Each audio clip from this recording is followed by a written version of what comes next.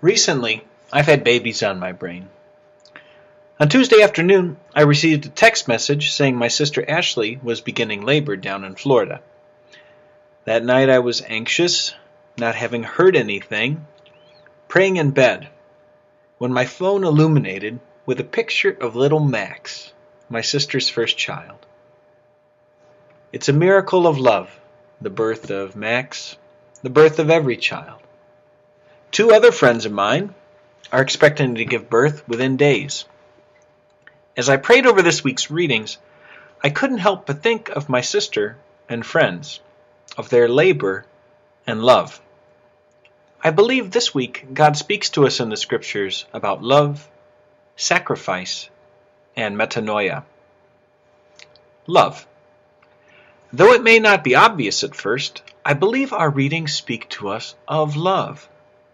Jeremiah the prophet is lamenting the opposition he faces, saying that God duped him. The words used remind one of romantic love and passion. He says, "It becomes like fire burning in my heart, imprisoned in my bones." In the Psalm 2 we hear, "My soul clings to you," the same words in Hebrew used to describe the embrace of lovers. But what we hear about in the readings is love with difficulties and struggle, love with pain and challenges. Jesus speaks of his own cross, how he would have to suffer, die, and on the third day be raised. It is love that brings him there. Love for his Father, love for each of us. Love even for his enemies, those who would nail him to a tree. Underneath the harsh message of our readings is the deep heartbeat of God, beckoning us to reconsider what love really is. Sacrifice. Sometimes we are presented with an idea of love without sacrifice, of Disney happy endings, of princes and princesses who will make everything okay forever. These, I believe, just scratch the surface of what love really is. It's not a feeling, but a choice. Love is something that requires sacrifice, making the sacred offering of oneself for another. I think of my sister and her son Max. She loves him with her whole heart, more than I can imagine.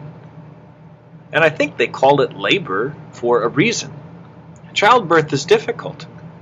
Dorothy Day compared her experience of childbirth to Mortal Kombat. And the sacrifice for a parent doesn't end there.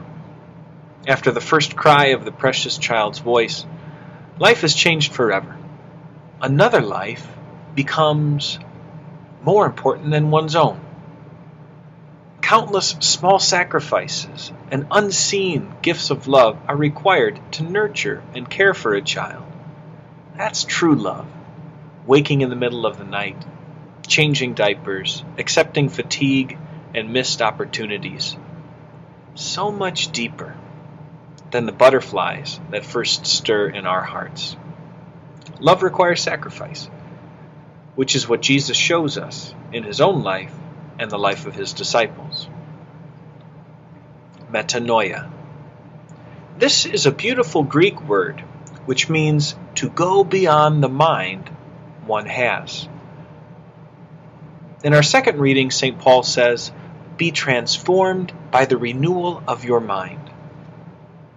Jesus rebukes Peter, who doesn't seem quite ready to accept the cross, saying, "You are thinking not as God does, but as human beings do."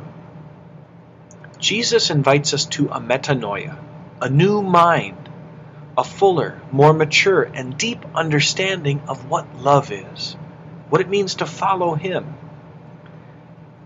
Based on what Jesus reveals to us, how would you redefine love in your own words? And how will you live it in your life this week? Our Lady of Perpetual Help, pray for us.